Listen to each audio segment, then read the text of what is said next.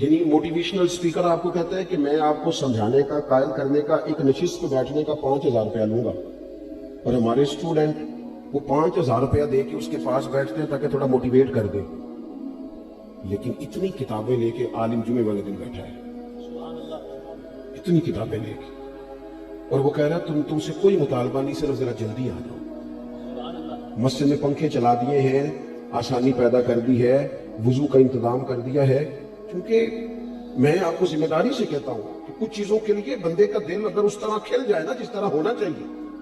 میرے اسا فرمایا کرتے تھے خیرات لینی ہو تو صرف پیالہ تو سیدھا کر لے بندہ، اگر پیالہ ہی سیدھا نہیں ہے، ہمارا وہ مزاج نہیں معذرت کے ساتھ مذہب کے معاملات میں بات سننے کا، پڑھنے کا، غور کرنے کا، اگر وہ مزاج ہو ایک منٹ کے لیے کہیں اور نہ جانا پڑے، کائنات کی ہر نعمت ہمیں دروازہ رسول سے ملے۔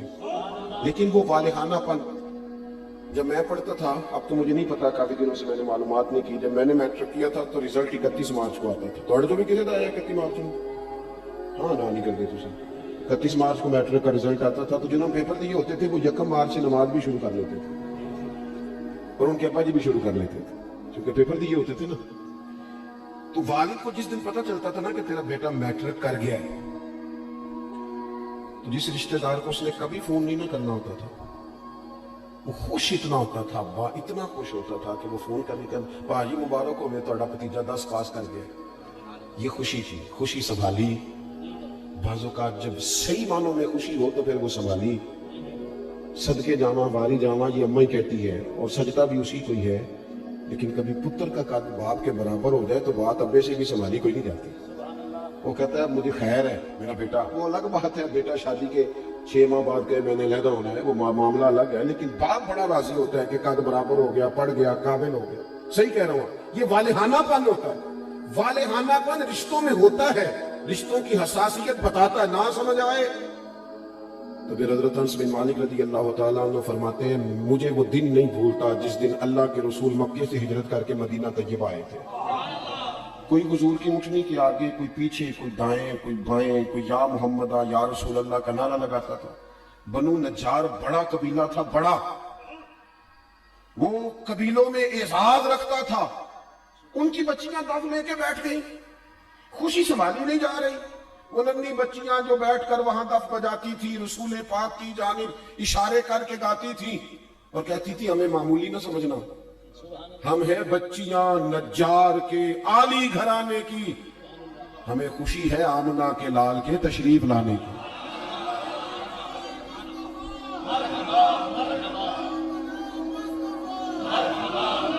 تھوڑا سا نا اس میں والہانہ پن پیدا کریں، بس والہانہ پن، کسی ایک چیز کو بھی میلاد میں رسم نہ بنائیں۔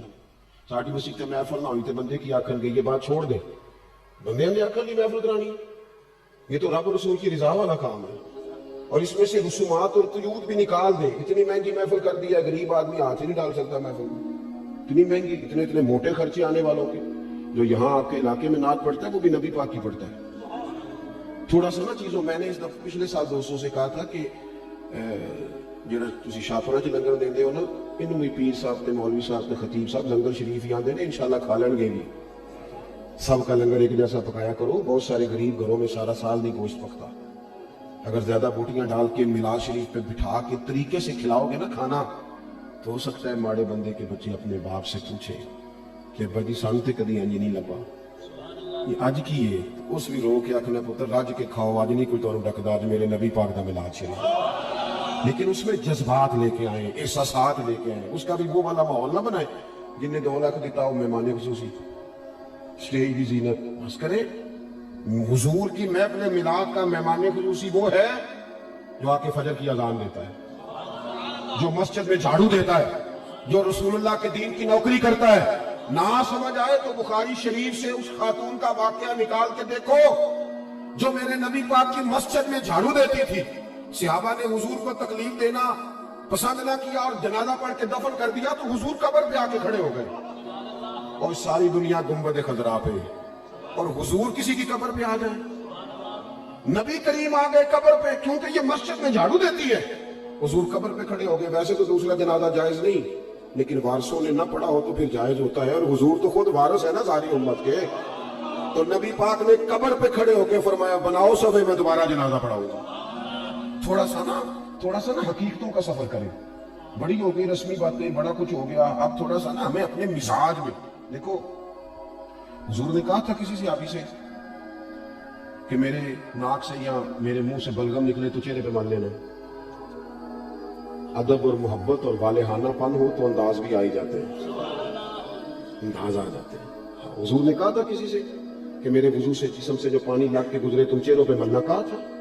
بلکہ آپ صحیح مسلم شریف دیکھیں، حضرت ابو ایوب انصاری رضی اللہ تعالیٰ عنہ فرماتے ہیں نبی کریم علیہ السلام میرے گھر کو حضور نے رونق بخشی، میرے غریب خانے پہ آئے تو میرے گھر کی 2 منزلیں تھیں، نیچے میں رہتا تھا، اوپر کئی دفعہ بچے ہوتے تھے یا خالی ہوتا تھا۔ جب محبوب تشریف لے آئے تو میں نے عرض کی حضور جو آپ پسند کریں، تو فرمایا میں نیچے رہتا ہوں، لوگوں نے آنے جانا ہے، لوگوں کو آسانی ہوگی۔ حضرت ابو ایوب انصاری کہتے ہیں بچے لے کے چھت پہ چلا گیا، لیٹ گیا۔ رات کو میں اٹھا، اچانک آنکھ کھلی، چھت پہ چل رہا تھا تو میرے دل میں خیال آیا کہ ابو ایوب کہیں ایسا نہ ہو کہ جہاں تیرے پیر ہے وہاں نیچے حضور آرام فرما ہو۔ خیال آیا، یعنی اگر حضور اس کو بطور ادب ان کے سامنے بیان کرتے تو محبوب فرماتے ادب یہ ہے کہ میں اوپر رہتا ہوں تو نیچے رہے۔ لیکن نبی پاک صلی اللہ تعالی علیہ وآلہ وسلم نے ایک اور انداز، صحابہ نے ایک اور انداز ہمیں حضور کی غلامی کا سکھایا کہ یہ حضور نے کہا نہیں۔ حضرت ابو ایوب کہتے ہیں مجھے وہ خیال آیا تو میں ایک کونے میں ساری رات کھڑا رہا اور وہاں میں نے ساری رات بیٹھ کے گزار دی۔ صبح آ کے عرض کی یا رسول اللہ میرے بس کی بات نہیں ہے چھت پہ رہنا، جہاں نیچے آپ تشریف فرما ہو۔ محبوب نے یوں نظر اٹھا کے چہرہ دیکھا اور ان کی قلبی کیفیت اور ان کی باڈی لینگویج اور ان کا انداز کا اخلاص، فرمایا ٹھیک ہے تو بچے لے کے نیچے آ جاؤ اور میں اوپر چلا جاتا ہوں۔ یہ صحابہ نے نا ہمیں حضور کے ساتھ والہانہ پن، ایک تو محبت کا والہانہ پن، ادب کا والہانہ پن، اور تیسری بات، اور اسی کے قریب جا کے میں نے بات سمیٹ دینی ہے، وہ نبی پاک کا حکم ماننے میں والہانہ پن رکھتے تھے۔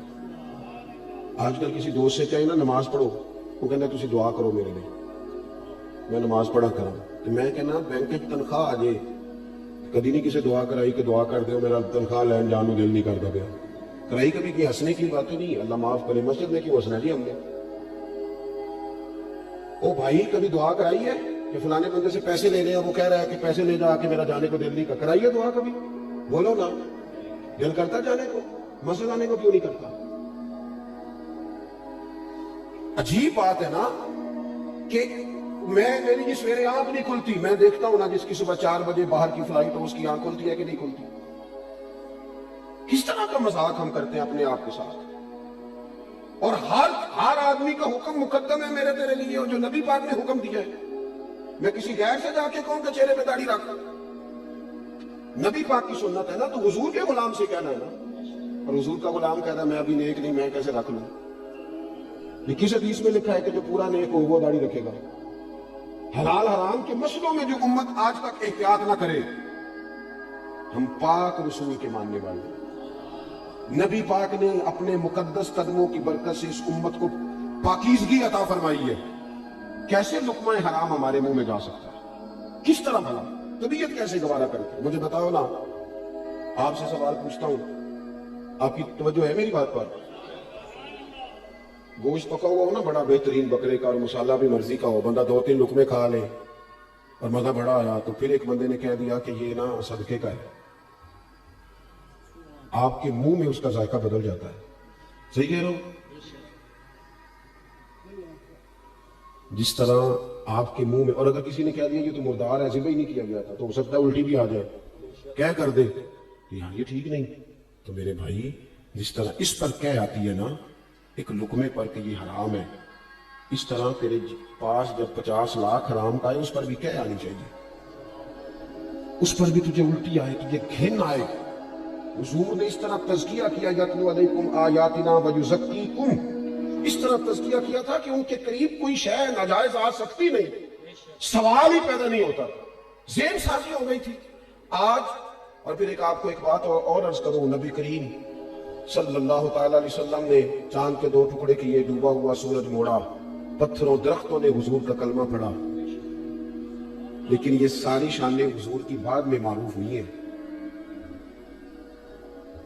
نبی پاک کی جو بات سب سے پہلے لوگوں کے پاس آئی تھی وہ تو صادق اور امین ہونا ہے. ہاں میٹھا کھانا بھی سنت ہے لیکن سچ بولنا سب سے بڑی سنت ہے. مسواک کرنا بھی سنت ہے لیکن دل صاف رکھنا سب سے بڑی سنت ہے.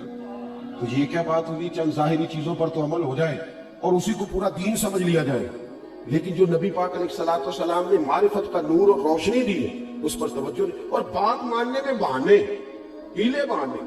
میں نے دیکھا ہے سیانے بیانے بندے اور مسجد کے اجرے میں میٹنگ ہو رہی ہے اور انہوں نے کئی مولویوں کی پگڑیاں بھی کھول دی ہیں کہ فلانا کوئی کام نہیں کرتا، فلانا پیر غلط ہے. ان کو ساری تبصرے آتے ہیں، نماز کا ٹائم آتا ہے تو ان میں سے بہت سارے لوگوں کو کام یاد آ جاتا ہے. کئی کہتے ہیں میں نے وہاں جا کے پڑھنی ہے. یہ کیا صرف لفظوں کا ہیر پھیر ہے؟